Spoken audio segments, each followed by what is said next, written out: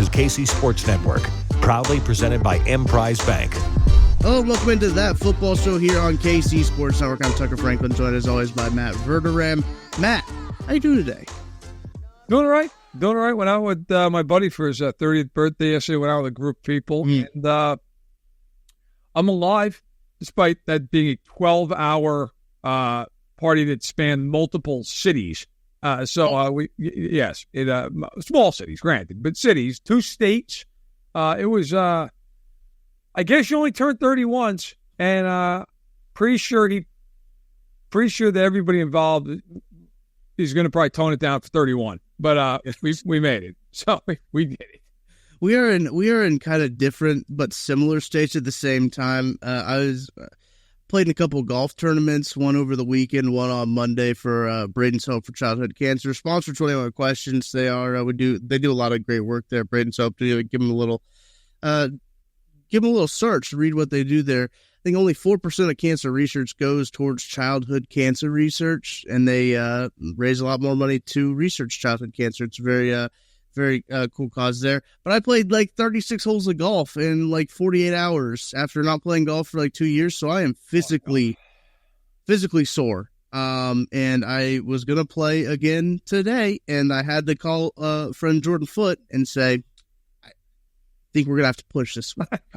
Sorry, I passed away. We're going to have to push this one later down the road. Maybe we can go this weekend. I don't know. But we'll have to wait for me to physically feel better. But excited to talk about today's show. Got some stuff going on with the Chiefs, obviously with the Star Bond issue. We'll talk about that. Obviously, we are in a dead time for the NFL. The only things that like really pressing, well, there's nothing truthfully pressing in the NFL going on right now. We'll talk about the Falcons, Matt Ryan, Arthur Blank going into the Ring of Honor. Also, Hard Knocks. You're going to get the AFC North Hard Knocks in season. We'll talk about that a lot later. But if you don't know, we talk about the whole NFL on this show. I think there's some confusion. We do talk about the Chiefs, obviously, but there's some confusion. Talk about the Chiefs, but this is a whole NFL-wide show. We will talk about all of the things in the NFL. So when we dunk on the Jets inevitably for 15 minutes, don't be surprised. Don't be surprised, because we do focus on the NFL of this show. We talk about the Chiefs probably more than any other company that exists. And I feel like I spend a majority of my life talking about the Chiefs, whether it is on this show, other shows, radio shows. I'm probably like, I'm a national reporter for SI, and I feel like 70% of my job is about the Chiefs. So it's, which is great, which is cool. I wouldn't have it any other way. But yes, listen, you well said. I know there are some people who have been like, talk about the Chiefs. Believe me, we're gonna. Mm-hmm. But it's June 19th. There's nothing to talk about. Like, I mean, we could sit here and just bore you to death and be, hey, you know what? Training camp battle, second kicker. But it's more fun to talk about Arthur Blank inducting himself. Right. That's just an amazing flex, by the way. But really, I mean, might as well start with the Chiefs might be playing in a different state. That's on the board currently. As everyone knows, I'm sure at this point, there's all this noise back and forth. Are they going to play in Missouri? They're going to play Kansas City. And on what is today now? Wednesday. On Tuesday, some lawmakers in Kansas approved the plan that might get the Chiefs to move from Arrowhead Stadium to go to the other side of the border in Kansas, in Kansas City. I will just read part of an ESPN article to be clear. Kansas is making a serious run at becoming the new home for the reigning Super Bowl champions, with the legislators approving a plan Tuesday for luring both the Chiefs and Major League Baseball's Kansas City Royals away from Missouri. Bipartisan legislative supermajorities okayed the measure to authorize state bonds to help finance new stadiums and practice facilities for both teams on the Kansas side of the metro area of 2.3 million residents, which is split by the border with Missouri. So on and so forth. Going down a little bit more. The plan from the Republican-controlled legislature goes next to Democratic Governor Laura Kelly. While she stopped short of promising to sign it, she said in a statement that Kansas now has the opportunity to become a professional sports powerhouse. Of course, the Chiefs and the Royals will saying, they're excited and it gives them an option. An attorney for the Chiefs who lives on the Kansas side, Cord Maxwell, said, "We're excited about what happened here today. This is incredible, real." So on, so on, so on, so on. So, and then of course there are other people. Mayor Lucas. Today was largely, in my opinion, about leverage, and the teams are in an exceptional leverage position. Some Kansas officials reached the same conclusion. I think the Chiefs and the Royals are using us, said State Rep Susan Ruiz, a Kansas City area Democrat. So, all that said, state bonds would cover up to 70% of each new stadium, paying them off in 30 years with revenues from sports betting, state lottery ticket sales, and new sales and alcohol taxes collected from shopping and entertainment districts around the new stadiums. House Commerce Committee Chair Sean Tarwater, Kansas City area Republican, said the Chiefs still are likely to spend $500 to $700 million in private funds in the new stadium. So there you go. I know it's a lot of text. I know it's a lot of reading. Apologies, but if you're going to do this, you got to do it right. That is the actual setup for what we're looking at. I think that it's important. I do think that there's still a lot of work to be done in this. This was step one, and if Kansas does want to get the Royals and the Chiefs approving these star bonds to be used for a project like this, this would have been necessary for them to go there. This is step one. I believe we're looking at 2031 is what it is for when the leases expire. I think it's actually the end of January. So it's like February 2031 is when the leases expire for the two stadiums. The Royals have already made it really clear that they're not going to stay in Kauffman Stadium past 2031. The Chiefs, on the other hand, everything that they have kind of publicly signaled and publicly talked about is they want to try to stay in Arrowhead for as long as possible, even when, it went to a public vote on April 2nd this last year when everyone kind of resoundingly voted no. The plan for the Chiefs wasn't to tear down Arrowhead and make another massive Arrowhead right where it was. It was to preserve Arrowhead.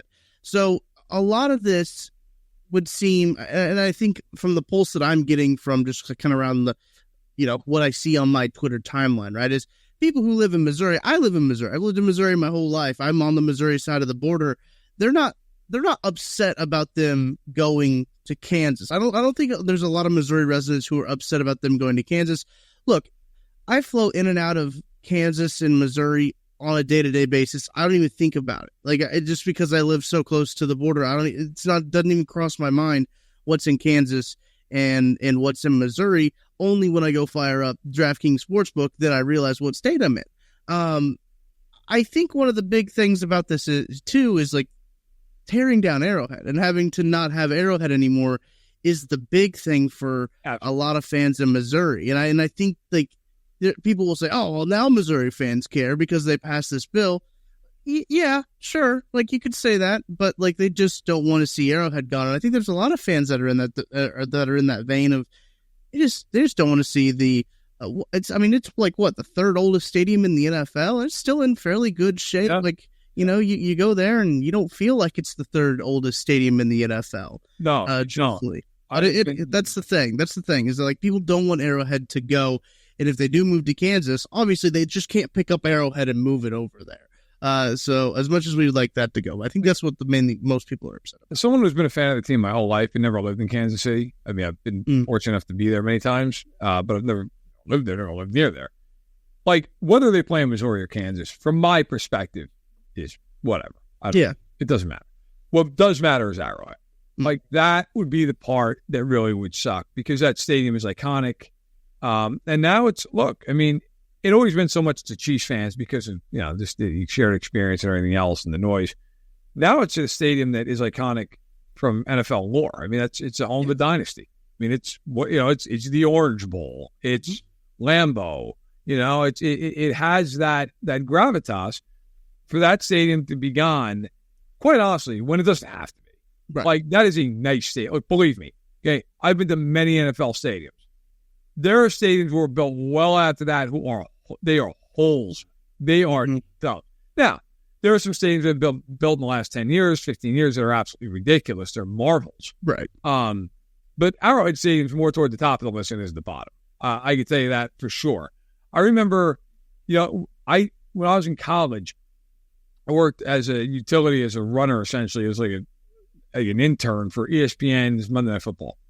And we went and worked up in Buffalo. I'm looking at the credential right now. In October 2007. First Monday night game they had there in like 13 years. Now, that stadium is almost as old as Arrowhead. It's a year younger, I believe. I think 73 is its Uh-huh.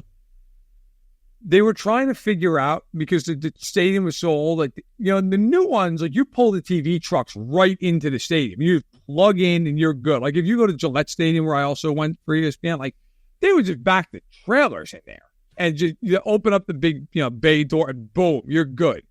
Not in Buffalo. Okay. Can't do that. So you park in the parking lot and you'd literally run miles of cable. And I mean miles.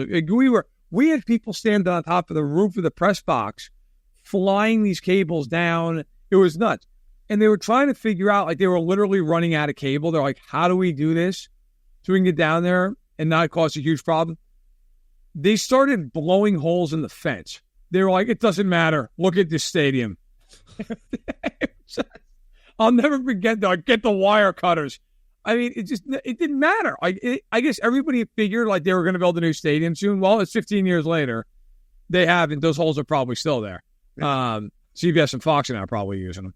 But it's like, Arrowhead's a really nice stadium. And to me, it'd be a shame if they leave. The other thing that is of utmost importance here, every Chief fan would agree with this. The one big advantage about the current setup is the size of the parking lot. Yeah. In a lot of states, it doesn't matter. Like, if you go to Lambeau, if you go to Soldier Field, I'm not saying there's not tailgating, but not like that. I mean, that is a unique experience to Kansas City. That is not, you go to Cincinnati, like, I've been to all these stadiums. There's not Indianapolis, like, you have a little, it's not like Kansas City where it's like miles of tailgate. That doesn't exist in those. You don't have enough room. You're downtown. If they build a new stadium, like, they're going to have to factor all that in, or they're going to have to really cut off their own nose to spite their face. And it's a big deal. Like, if I'm the Chiefs, I still feel like they'll stay there, because if you're them, look, man, knock down Kaufman and just turn it into like Chiefs World. Yeah. I mean, that if I'm them, I'm building, because the one thing that is a downside about where they are, there's nowhere to eat. There's nowhere to go. I mean, yeah, sure, you have to, of course, you're grilling and everything, but in terms of like the closest restaurant is Taco Bell. Right. If I'm the Chiefs, I'm building like 12 restaurants there, and I'm building a big facility there. I want all that there. That's what I want. I want to turn it into like a carnival for the Chiefs, and then let's go to the church. Let's go to the stadium. Yeah. I don't know that you can do that anywhere but like where they are right now. 100% agree. And especially with the Royals' basically commitment to move already, you have the real estate. Like, you have the spot to do it. It makes sense. What you really need right there, where Kaufman is currently, is you need a star. Like what Jerry Jones has did with the Star, their practice facility, their training facility. I don't know if you've been there yet, Matt, with that they have down there at Dallas and Frisco. It's beautiful. Like it's like exactly, it has restaurants, it has shops. That's where their practice facility is. Like, that's where the offices were. So we were there for the East-West Shrine Bowl. Dan Quinn just like walked down from his office in there. And it's just like, okay, well, like this is where they're at. This is where they have all this stuff. And I think that's what a lot of fans expected when you saw the renderings come out for like, This is what we're going to do. When this vote passes, this is what we're going to do. Fill up the parking lots. I know Josh Fabrisco got plenty of jabs in with the enhanced Arrowhead version. It did seem a little half-hearted in terms of like, we can do these VIP boxes. Like, all right, are we really going to be that out of touch with what needs to happen here? We'll put in more parking lots, have what was it called, an engagement area or something like that, activation zone. Like, I'm sorry. Yes. Yeah, we'll have an activation. It's just one of those things too. I think is so frustrating. Is the plan that they put forward for the vote was not a great plan. I don't think, which is why nobody got behind it. Right. And if you had another plan, again, which, look, I'm not going to put it past these people. I think they're probably thinking 3-4 steps ahead. They're probably thinking, how can we get more leverage? Right? How can we get more leverage? If this vote fails, Kansas will give us a little bit more leverage with the state of Missouri. Then we can get the state of Missouri to not put it to a vote. And then we can just go ahead and say, yeah, we'll take this much money from the state of Missouri, which the team seems to have a pretty good relationship with the mayor of Missouri. So not the mayor, the governor of Missouri. They seem to be in pretty good relationship there, and it seems like they're not going to have to put anything that they want to a public vote if they don't want to. And I think that's what the Chiefs learned is like, hey, let's not make this to a public vote. Let's not put the public's vote in it anymore. Sucks to see that, obviously. Like, you love your voice to be heard, voting, everything like that. You want to see that. But if the Chiefs are anything from the April 2nd vote, they're just like, okay, we're just going to do what we want. And I do think you mentioned the quote from the Kansas lawmaker. They feel like they're kind of being used by the Chiefs a little bit here. I do think it's a little bit of a leverage play, because if you listen to Clark Hunt say anything about where the team plays, if they're going to have alternate uniforms, if they're going to... Nothing changes. Nothing changes. Correct. He loves the heritage that his dad built, as he should. His dad built a very historic team, a very historic stadium, is behind really one of the first steps of this dynasty right now. He wants to preserve it. And I would be shocked if he is able to move. If Clark Hunt moves this team and tears down his dad's legacy, I would be absolutely floored. I agree with you. I'll leave it at this and we can move on. Look, a long time ago, I watched a show, which I would imagine most NFL fans are familiar with, America's Game. And they did a series of 5 where they did missing rings, where they did like 5 teams that didn't win the Super Bowl. It was actually really interesting. And they did the 1988 Cincinnati Bengals, and Sam Weiss was the coach. And Sam Weiss was talking about how he became a head coach. And he was a quarterbacks coach of the Niners in the early 80s with Joe Montana. And he said, I'll tell you how you become a really good coach. You fold your arms, you take 2 big steps back, you let Joe Montana throw the ball, and you stand there. Yeah. And I think with Clark Hunt, look, man, things are going pretty well. Like, if I'm you, I'm maybe taking 2 big steps back, sitting down in my suite that's a house, and I'm chilling. And if we can make it work in Missouri in any possible way, and I got to kick a little extra money, and who cares? Like, Arrowhead is a brand in its own way and all. Like, I'm not running out of that stadium. Again, that stadium's really nice. Like, I've covered games in that stadium. I've gone as a fan many times to games in that stadium. It's a really nice stadium. And if you're him, yeah, like, are you really in some huge rush to change things and piss off a whole bunch of people? I mean, look, we're watching a team right now that, as you point out, does not change at all. This is a team that this offseason has had a player who means nothing to them be arrested twice on some pretty serious allegations. They can't be bothered to do anything about that, right? Like, we've not, and the reason I bring that up is, like, the point is, we've not seen Clark Hunt do anything. Like, Clark Hunt's not one of these owners who's out front all the time. Like, Jerry Joe's out front all the time, right? There are owners who they like to read their own ink. We don't, like, Clark Hunt, whether it's an off-field issue, like I just mentioned with Isaiah Buggs, whether it's a stadium situation, whether it is an on-field, like a good thing, like they won a game, like you'll see Jerry do a press conference. You never see Clark Hunt. Mm-hmm. So it's not like they're going to move because Clark Hunt wants to be in the news. Like, I don't see, I mean, he is somebody who nothing gets him to come out except for like 2 pre-scheduled pressers a year. That's it. Right. That's fine. That's his ownership style. Quite honestly, that's probably preferable to the way he kind of sits in the background than some of these other guys. But you're not going to see Clark Hunt waving the baton out front. That's just not the way he is, which also leads me to believe he doesn't care about the headlines. He just wants the best deal. Yeah. And if he can get the best deal in Missouri, I think he'll probably stay in Missouri. Let's find out. I mean, there's still a lot of time going on, and I do think that there will be some extra motivation for the state of Missouri now with the Kansas passing this Star Bonds bill. Laura Kelly, I don't believe has signed it at the time of recording this podcast. I don't think she has signed it yet. is expected. She will sign that bill into law. So we're going to take a break. We'll be back right after this to talk about some of the just wild stuff going on in the NFL.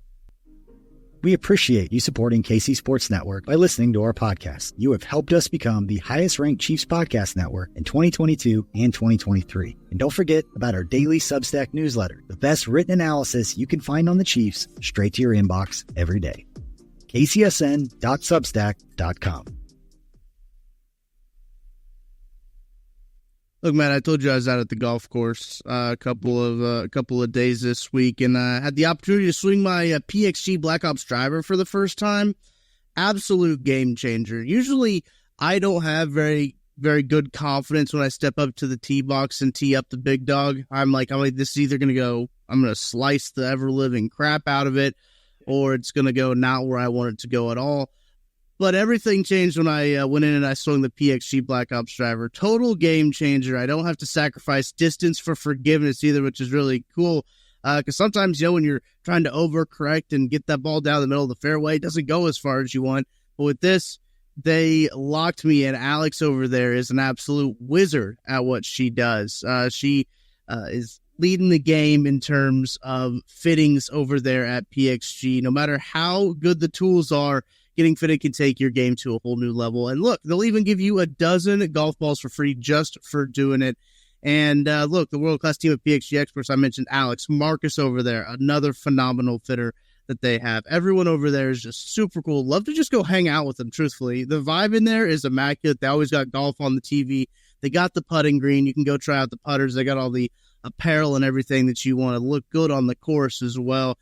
So if you're thinking that like PXG's high performance equipment is too expensive, their clubs can often cost less than the so-called leading brands. PXG made me a believer. They'll do the same for every golfer in Kansas City. Visit pxg.com/10things to schedule your fitting at PXG Kansas City at 7517 West 119th Street in Overland Park. Get fitted for any club and you'll get a dozen golf balls for free. That's pxg.com/10things. Schedule your fitting at pxg.com/10things. Limit 1 dozen golf balls per person. Promotion ends June 30th.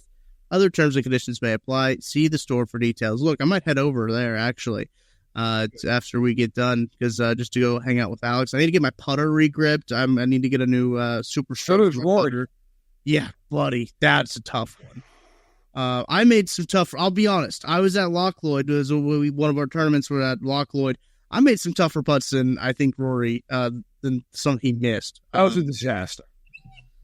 Man, I felt bad. I was pulling for Rory going down the stretch. I wanted to see him get another major. Always been a pretty big fan of Rory, but just there's always one golfer that has a collapse, right? It seems like always when you're watching these majors, there's always one golfer that has a collapse, and to see like that, it was. You know what it is? What's truthfully what made that so jarring? And I'm not trying to make it out because I'm a huge golf fan. I play golf a little bit. I watch, I'll try to watch the majors. And the weekends. Right. What made that so jarring is a lot of times I couldn't tell you the year, but Jordan Spieth had that meltdown on Sunday at the Masters years ago. Yes. Mm-hmm. That was over the course of like the day, and it was also over the course like a lot of them were like second shots and tee shots. Mm-hmm. What made it crazy with Rory was he was getting on the green fight. It was like he couldn't putt. I mean that's what normally guys don't have a collapse putting. It's normally like, hey, I made a bad iron choice, or I towed it, or whatever it is, I sliced the ball. Very rarely for a guy of that caliber is it like, hey, I can't putt from 5 feet. I mean, for you or me, like a 5-foot putt, I should probably hit this, but God only knows what's about to happen. Like I might miss this. A 5-foot putt for a professional golfer is, that's batting practice. That's like, honestly, that's like if Aaron Judge struck out in batting practice. Yeah. He missed the ball multiple times. You might not square it up perfectly, but you're going to hit it. He basically whiffed multiple times. And that's one of those I wonder if you ever really come back from it. Yeah. Mentally, you're just so shot, especially in that sport where it's so mental. I don't know. I had a good time watching the ending of that both those guys going back and forth. It was a good ending to that little master there. Yeah. All right, let's talk about the Falcons for a little bit, because the Arthur Blank has decided he's going to induct himself into the Ring of Honor with Matt Ryan. Matt Ryan going to be inducted into the Ring of Honor as well. But Arthur Blank was the one that got the big pop from, it seemed like, a lot of social media. That's the equivalent of having a birthday party for yourself, and then just buying yourself gifts and singing yourself happy birthday, and then just smashing your face into the cake. Yep. Yeah, buddy, you own the team. How much more do you need? You know, like, we were just talking about Clark Hunt. Like, that's like if Clark Hunt held the press and was like, listen, I'm inducting me. You know, and then, like, do the players give him an F-? That's a good question. I like that Chris Jones, by the way, took up for Clark Hunt the other day. He did it twice. He flipped people off twice. And I'm like, do you know that, like, your teammates are the ones who voted him as gave right? Like, right. I was dying, but then it's awesome that he flipped everybody off. I saved that picture on my phone, so I'm absolutely going to use this 100 times during the season. But I also finally saved the old. There's Pat Robertson. It's like that. It's not even a GIF. It's just a picture of, like, the Lord, I've seen what you've done for others, and I want you to do it for me. Because Monty Williams of the Pistons got fired this morning. Yes. And the guy, 1 year, essentially, $80 million. Oh, like, my God, man. That has got unreal. That just be a 30 on that. And I'm pretty sure Monty Williams stopped trying to coach that team by, like, December. So good for Monty, who just absolutely gave up on that tire fire of a season about halfway through and is collecting $80 million. But yeah, I finally saved that to my computer, so I'm ready. I'm locked and loaded for the season. That's a great one. It's so funny. It's so funny. It's like not a GIF. It's not easily, like, you can't just, like, grab. I mean, of course you can just Google it, but I'm too lazy. The Falcons. Yeah, Arthur Blank. Is it one of the most hilarious team honors you've ever seen, like, one way or the other? Yeah, probably. I would think it has to be. I'm trying to find I cannot find the ownership grade for the Falcons right now that they gave Arthur Blank. I think it would be even funnier if Arthur Blank had, like, an F ownership where it's like, I'm putting myself in the Ring of Honor after my F ownership grade. I've found the team report card, but I cannot find the ownership one. I'll work on that. But I do think that, like, possibly the funniest headline, like, this seems like it would be an Onion headline, right? Like, it wouldn't shock me if, like, I woke up and I saw the Onion tweet out an article that said Arthur Blank inducts himself into the Falcons Ring of Honor. And it's one of those things where we're getting closer. The Onion's going to have to go out of business, because I don't know if they could write any headlines funnier than what's actually happening right now. No, I agree.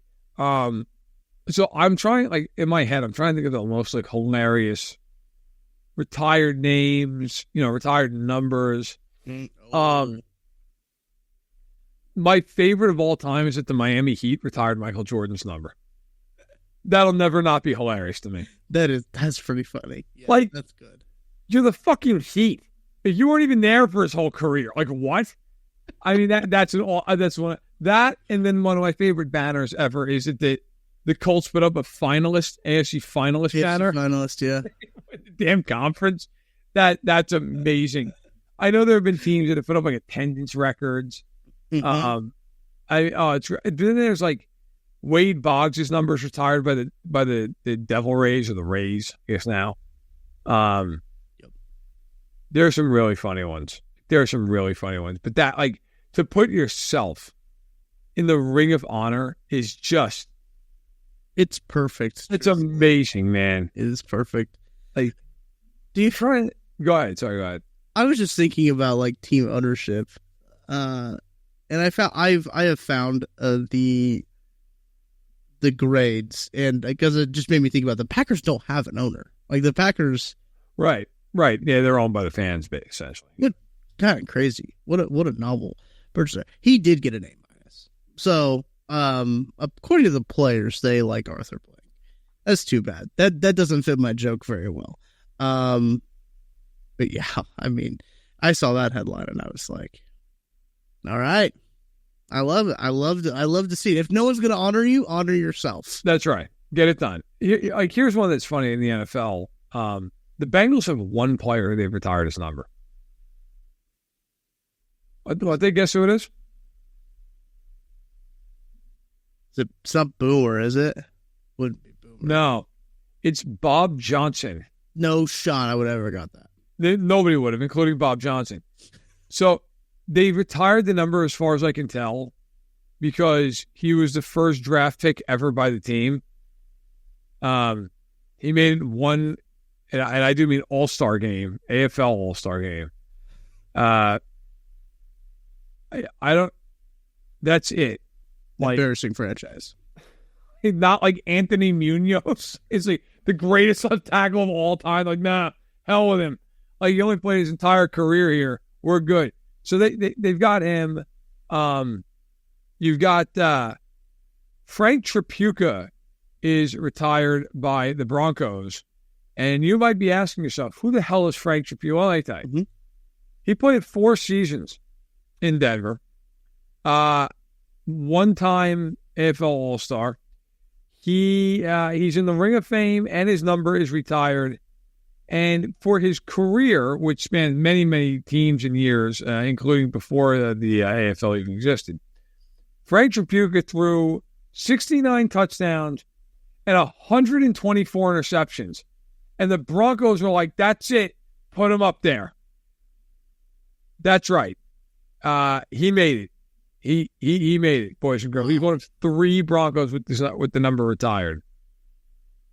The Chiefs, I remember this happened a couple of years ago. It's when they opened up the numbers for like everyone to like wear. And then Tom Brady's like, how am I supposed to know what a safety is? Because he's wearing a different number.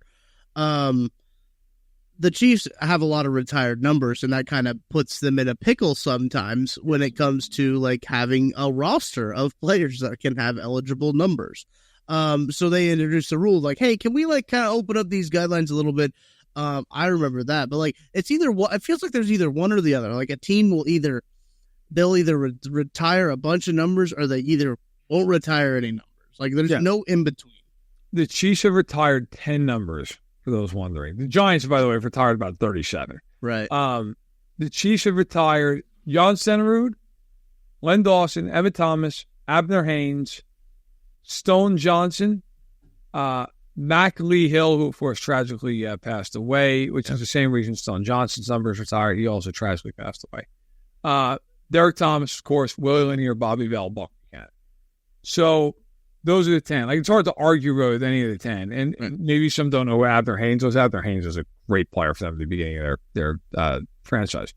But I will say, my favorite number across the league that's retired, Seattle retired 12 for the fans. Yeah. Just leaned all the way into it. Just like, all right, that's it. You guys deserve this. There are a couple of hilarious ones across the league. We hit on most of them. But yeah. The Chiefs do have more retired numbers than most teams. Like, one thing that's crazy, we can move on from this, the Steelers, who have an ungodly amount of great players, 3 numbers are retired. Franco Harris, Ernie Stautner, and Mean Joe Green. That's it. Not Swan, not Stallworth, not Lambert, not Bradshaw. None of them. Like, you'd think like some of those, nope. Not like 3 of them. That is it. That's the problem, though. It's like if you got a good, rich history, you could get into this problem where you're starting to retire all these numbers, and then you run into the problem like the Chiefs had to propose of like, hey, we got a problem here. We can't uniform a whole team. But Matt, final thoughts on the NFL. We can end with the Hard Knocks going to the AFC North in season, following a whole division.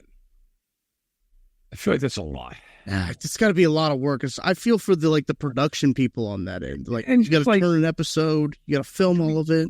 Like, is the show going to be 3 hours? Like, what are we going to like check in occasionally? You know, like, I don't know. I feel like, plus like it's the NFL. It's going to be an absolute disaster for one of those teams. Yeah. Like, I feel like we're going to get to like week 11, and you're gonna have like who's the guy who does the narration? Does it Liv Schreiber? Yeah, that sounds right. And you get like you get it's autumn in Pittsburgh, and Mike Tomlin's having a tough day. And like, they're going to show him like watching film of Russell Wilson, and just like getting an ice pick out, just trying to line it up with his eye. Like that. Or we're going to be talking about Cleveland, and it's just going to be. I don't know what we're going to do. Deshaun's, he's just still signed. There's nothing we can do about it. And, they're going to have like Haslam down there. They're like, who did this? Who did this? Like, it's just, it's going to be, I think that's where we're at. We're all trying to find the guy who did this meme is really what it's going to be. And Jameis Winston's going on his 6th straight start for them after Deshaun Watson is saying that he's hurt as he's collecting checks. Break dancing with like a torn ACL, like did that one year. This is one of the great. I love him so much. And there's guy has like a shattered leg and he's just dancing. he like just tore his ACL that game. Yeah. Like, hey man, don't let that rob you of your joy. Good for you. I love Jameis. Wish nothing but the best for him. I hope he plays very well in Cleveland, truthfully. It'd be funny if he does. Oh, it'd be perfect. It would legitimately be perfect. But that's going to do it. I would love to watch it on Hard Knocks, to watch Jameis Winston. I will watch it just for Jameis Winston because he is one of my favorite people. I've never met him, but he's one of my favorite people of all time. But that's going to do it for that football show. Appreciate Ben Holiday Bottled in Bond Bourbon and Holiday Distillery for sponsoring this episode. Also, go check out PXG. For Matt Verderame, I'm Tucker Franklin. We will talk to you guys next time. We'll see you then.